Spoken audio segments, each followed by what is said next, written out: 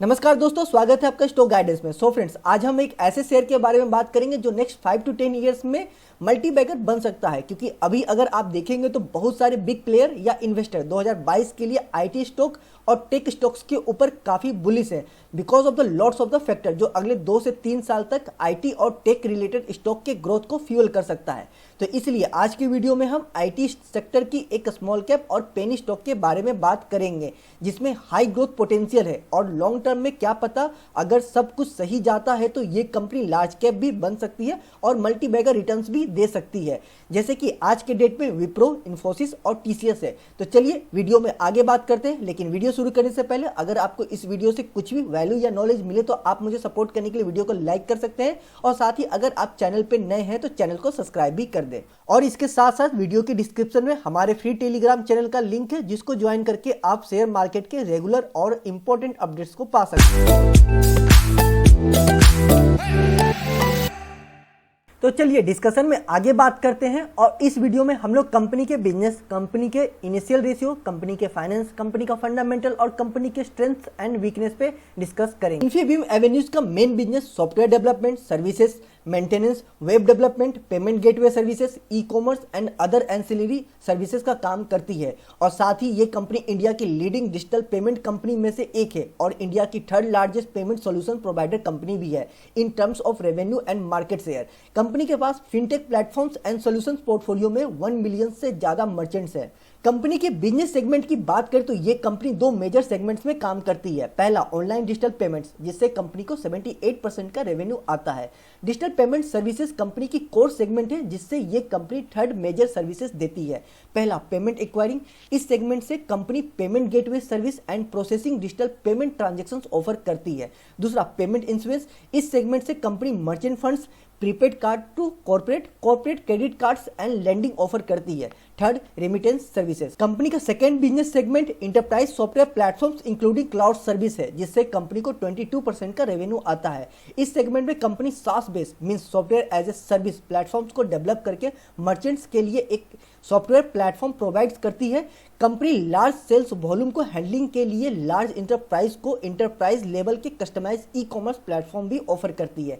Company की global footprints की बात करें तो कंपनी की प्रेजेंस 5 कंट्रीज में है जैसे कि India, UAE, Saudi Arabia, Oman and USA. Currently ये कंपनी यूएई में second largest digital payment provider है। कंपनी की क्लाइंट बेस की बात करें तो इस कंपनी की क्लाइंट लिस्ट में इंडिया एंड इंटरनेशनल मार्केट में merchants, enterprises, corporations, governments and financial sector शामिल है और ये कंपनी इंडिया में सभी gas cylinder providers IOCL, BPCL and HPCL के लिए नॉन बैंक बिल प्रोसेसर है। इनके अदर मेजर क्लाइंट्स में HUL, ITC, hotel and make my trip, Paytm etcetera शामिल है। कंपनी की ग्रोथ स्ट्रेटेजी की बात करें तो कंपनी के पास अगले 3 से 5 साल के लिए एक फोकस ग्रोथ स्ट्रेटेजी है जहां पे ये कंपनी स्टैब्लिश टाई अप्स करने पर फोकस करने के साथ साथ डोमेस्टिक मार्केट में न्यू बिजनेस वर्टिकल्स ऐड करने का इंटेंस रखती है।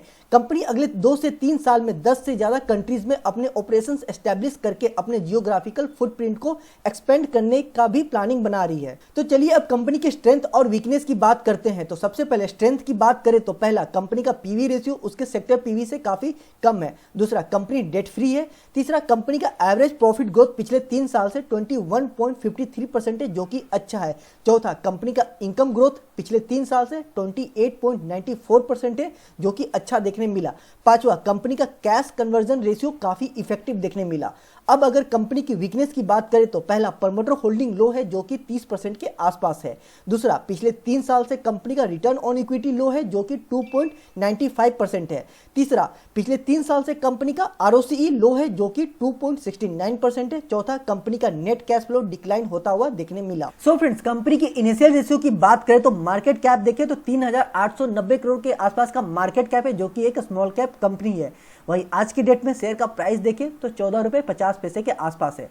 स्टॉक पीई देखें तो 41.9 है, आप इसे 42 भी कह सकते हैं। वही इसका इंडस्ट्री पीई देखें तो 29.2 है। तो आप देख सकते हैं स्टॉक पी अपने इंडस्ट्री पी से काफी ऊपर ट्रेड करता हुआ देखने को मिल रहा है जो कि ये समझ में आता है कि अभी स्टॉक पी महंगा है कहीं ना कहीं।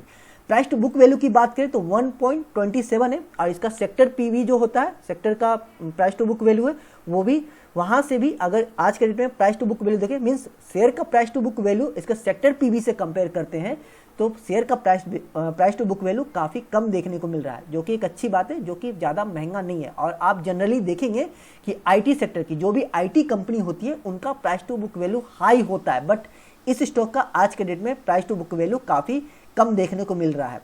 आगे चलते हैं, डिविडेंड की बात करें तो कंपनी का डिविडेंड यहाँ पे कुछ खास नहीं है, कुछ खास क्या, एक तरह से मैं इसे जीरो ही कंसीडर करूंगा। फेस वैल्यू की बात करें तो एक है, आगे आपको स्प्लिट देखने के लिए नहीं मिलेगा। ईपीएस की बात करें तो इसे भी एक तरह से मैं इसे जीरो ही कहूंगा। आरओसीई की बात करें तो 3.39 है, जो कि कुछ खास नहीं है। वही आरओई की बात करें तो ये भी 2.81% है, जो कि ये भी कुछ खास देखने को नहीं मिल रहा है। सेल्स ग्रोथ की बात करें तो 88.3 है, जो कि एक बहुत ही अच्छा सेल्स ग्रोथ देखने को मिल रहा है। वही कंपनी का प्रॉफिट ग्रोथ की बात करें तो 32% का प्रॉफिट ग्रोथ है, जो कि बहुत ही अच्छा प्रॉफिट ग्रोथ देखने को मिल रहा है। कंपनी की कैश की बात करें तो 210 करोड़ का कैश है कंपनी के पास आज के डेट पे। वही अगर डेट देखते हैं तो 0.21 करोड़ है। तो आप देख सकते हैं कंपनी पे डेट बहुत ही छोटा है, एक तरह से आप इसे जीरो कह सकते हैं। और वही कंपनी पे कैश देखें तो कैश काफ़ी ज़्यादा है, जो कि 210 करोड़ का कैश है, काफ़ी ज़्यादा कैश लेके कंपनी बैठी हुई है। तो आप इसे एक तरह से जीरो डेट और कैश रिच कंपनी तो कह सकते हैं, साथ ही डेट फ्री भी कह सकते हैं। टेक्निकली तो नहीं कहेंगे, बट फिर भी इसे कंसीडर किया जा सकता है। कंपनी के प्रमोटर होल्डिंग की बात करें तो 30% के आसपास में है, जो कि एक परेशानी की बात देखने को मिल रही है। जनरली देखा यह कहा जाता है कि कंपनी में प्रमोटर होल्डिंग 40% से ऊपर है तो उसे अच्छा कंसीडर कर लेते हैं, बट यहाँ पे प्रमोटर होल्डिंग 40 से नीचे है, जो कि 30 है, जो कि कहीं ना कहीं कुछ ना कुछ परेशानी की बात देखने को मिल रही है या फिर लग रही है। प्रियतोस्की स्कोर देखिए तो 6 है।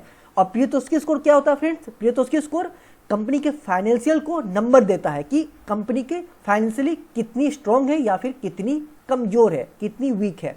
तो प्रियतोस्की स्कोर जब भी किसी कंपनी का देखते हैं, अगर वो 6 या फिर 6 से ऊपर है तो कंपनी मजबूत मानी जाती है, और अगर 6 से नीचे है और जितना नीचे मिलेगा देखने के लिए उतना ज़्यादा कंपनी का वीकनेस मतलब कि कमजोर माना जाता है प्रियतोस्की स्कोर से।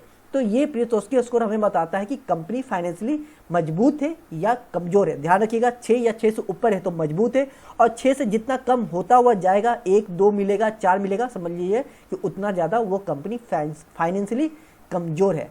तो ये तो हुआ कंपनी का इनिशियल रेशियो। बट आइए अब सिंपल और सीधा समझते हैं कि कंपनी के इनिशियल रेशियो से क्या समझ में आता है कि कंपनी की क्या हालत है। तो सीधा और सिंपल समझते हैं। तो सबसे पहले अच्छी कंपनी में अच्छा क्या देखने को मिल रहा है, अगर वो देखते हैं तो सबसे अच्छा यहाँ पे देखें तो कंपनी के पास कैश काफ़ी ज़्यादा है, जो कि बहुत ही अच्छी बात देखने को मिल रही है, और डेट बहुत ही छोटा है, जो कि अच्छा है।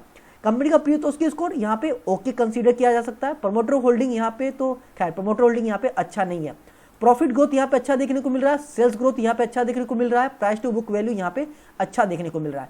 तो आपको ये 3, 4, 5 ये 5 पॉइंट जो है कंपनी का Piotroski score, cash equivalent, profit growth, price to book value और सेल्स ग्रोथ, ये 5 पॉइंट्स कंपनी के, ये 5 रेशियो यहाँ पे कंपनी के अच्छे देखने को मिल रहे हैं। अब बात करते हैं कि कंपनी में दिक्कत वाली क्या बात है। तो प्रमोटर होल्डिंग यहाँ पे कंपनी का अच्छा देखने को नहीं मिल रहा है। वही कंपनी का स्टॉक भी देखें तो ये भी आपको काफ़ी ऊपर ट्रेड करता हुआ देखने को मिल रहा है। डिविडेंड यील्ड यहाँ पे अच्छा नहीं है, ईपीएस यहाँ पे कुछ अच्छा देखने को नहीं मिल रहा है। वही आरओसी देखे तो अच्छा नहीं है, आरओई देखे तो अच्छा नहीं है। तो यहाँ पे ये जो 6 पॉइंट है यहाँ पे कंपनी के अच्छे देखने को नहीं मिल रहे। तो इनिशियल रेशियो के हिसाब से तो यही समझ में आता है कि कंपनी बीच में है, मीन्स 50-50 है। कुछ इसमें अच्छी बातें हैं तो कुछ खराब भी बातें। खैर आगे चलते हैं, अब कंपनी को डिटेल में देखते हैं। तो सबसे पहले कंपनी के प्रॉफिट एंड लॉस फाइल देखते हैं। तो सेल्स देखें तो पिछले 5 साल से अगर देखते हैं कंपनी का सेल्स, तो ईयर ऑन ईयर बेसिस पे अगर एवरेज करके देखें तो कंपनी का यहाँ पे इंक्रीज होता हुआ देखने को मिल रहा है। फ्रेंड्स ध्यान रखिएगा, मैं बोल रहा हूँ एवरेज करके देखते हैं सेल्स को पिछले 5 साल में, तो कंपनी का ईयर ऑन ईयर बेसिस पे इंक्रीज होता हुआ देखने को मिल रहा है। हालांकि 2020 में और 2021 में कंपनी का सेल्स कम हुआ है, और ये उम्मीद है कि पैंडेमिक की वजह से ये कम हुआ था, बट उसके बाद फिर से कंपनी का अगर देखते हैं तो मार्च 2022 और टीटीएम में कंपनी का सेल्स फिर से इंक्रीज होता हुआ देखने को मिला, और पिछले जो 3-4 साल से उससे ज़्यादा है। तो एवरेज करके निकाले तो कंपनी का सेल्स यहाँ पे इंक्रीज होता हुआ देखने को मिल रहा है। वही कंपनी का ऑपरेटिंग प्रॉफिट की बात करें तो ये भी अगर एवरेज निकाल के देखते हैं तो कंपनी का इंक्रीज होता हुआ देखने को मिला है। नेट प्रॉफिट की बात करें तो इसे भी अगर एवरेज निकाल के देखें तो कंपनी का इंक्रीज होता हुआ देखने को मिल रहा है। हालांकि कुछ यहाँ पे दिक्कतें देखने को मिल रही है नेट कैश फ्लो में, बट फिर भी ठीक है, कंपनी का नेट कैश फ्लो ओके सा सब कुछ ठीक ठाक सा देखने को मिला। तो नेट कैश फ्लो के मामले में तो कंपनी यहाँ पे सब कुछ ठीक ठाक देखने में लग रही है। आगे चलते हैं, अब कंपनी का बैलेंस शीट देखते हैं। तो कंपनी का बैलेंस शीट अगर देखते हैं तो यहाँ पे अगर सबसे पहले रिजर्व देखें तो रिजर्व पिछले 5 साल में कंपनी का ईयर ऑन ईयर बेसिस पे इंक्रीज होता हुआ देखने को मिल रहा है, जो कि अच्छी बात है। कंपनी का रिजर्व इंक्रीज होते रहना चाहिए ईयर ऑन ईयर पे। वही कंपनी का अगर डेट की बात करें तो ये कंपनी का डेट भी ईयर ऑन ईयर बेसिस पे कंपनी ने अपने डेट को कम करते हुए आज के डेट में जीरो के पास ले आई है, जो कि एक बहुत ही अच्छी बात है। कंपनी डेट फ्री है और कैश रिच है। यहाँ पे बैलेंस शीट में आप देख सकते हैं कंपनी के आज के डेट में डेट कुछ भी नहीं है, कोई भी कर्ज नहीं है, जीरो है, जो कि एक हालांकि जो हल्का सा है 0.21, एक तरह से आप उसे जीरो ही मान लीजिए। तो कंपनी आज के डेट में डेट फ्री है और कैश रिच कंपनी है। आगे चलते हैं, अब कंपनी का कैश फ्लो देखते हैं। तो कैश फ्लो अगर देखें तो फ्रेंड्स मैं एक चीज बता दूं, मैं हर वीडियो में कहता हूं कि जब भी आप किसी कंपनी का फंडामेंटल या फाइनेंशियल चेक करते हैं तो उसका कैश फ्लो जरूर देखिएगा। कैश फ्लो बहुत ही इंपॉर्टेंट होता है। तो इसका कैश फ्लो अगर देखते हैं कंपनी का, तो ऑपरेटिंग कैश फ्लो देखें तो ईयर ऑन ईयर बेसिस पे देखें पिछले 5 साल का, तो ईयर ऑन ईयर बेसिस पे एवरेज निकाल के देखते हैं तो कंपनी का ऑपरेटिंग कैश फ्लो इंक्रीज होता हुआ देखने को मिल रहा है। वही फाइनली कंपनी का नेट कैश फ्लो, फ्रेंड्स ये तो आपको देखना ही देखना है। कैश फ्लो तो आपको देखना है, प्लस उसमें नेट कैश फ्लो तो बिल्कुल देखना है, जो कि बहुत ही जरूरी होता है देखना।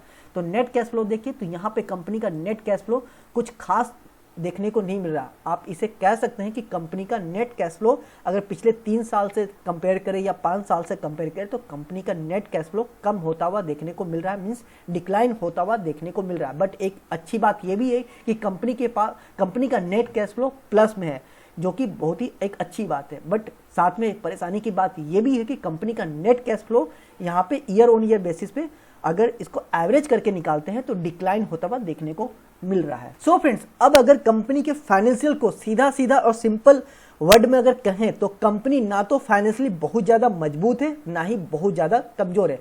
कंपनी के कैश फ्लो अगर देखें, डेट देखें, मींस बैलेंस शीट देखें, प्रॉफिट एंड लॉस की बात करें या इनिशियल रेशियो की बात करें, तो इन सब में एक ही चीज समझ में आ रहा है कि कंपनी बहुत ज्यादा मजबूत भी नहीं है, बहुत ज्यादा कमजोर भी नहीं है। तो कंपनी ठीक ठाक यहाँ पे देखने को मिल रही है फाइनेंशियल के हिसाब से। फाइनेंशियली कंपनी यहाँ पे सब कुछ ओके सा देखने को मिल रहा है। आप इसे बहुत ज्यादा खराब नहीं कह सकते। तो एक वर्ड में अगर कहें तो आप इसके साथ लंबे अवधि में जा सकते हैं, वैसी कोई दिक्कत वाली बात नहीं है। बट ये मेरा पर्सनल ओपिनियन है, ये मेरा पर्सनल व्यू है।